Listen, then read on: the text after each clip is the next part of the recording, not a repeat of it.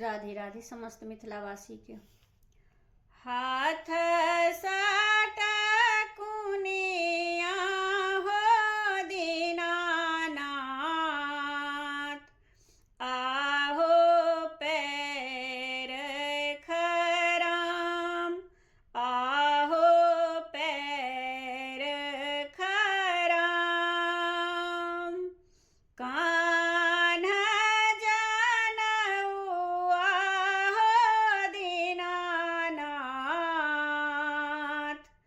चले भेल मंदिर, चले भेल मंदिर।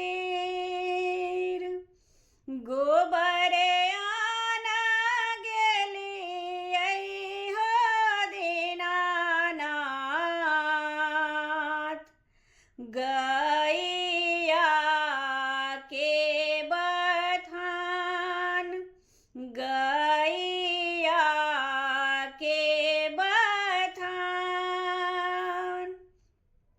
गैया के चरवाहबा हो दीनानाथ,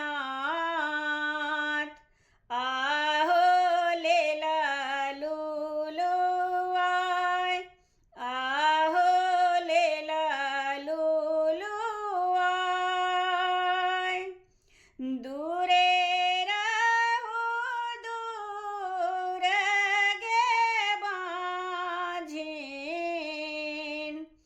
मोर गैया होयत बाँझ, मोर गैया होयत बाँझ।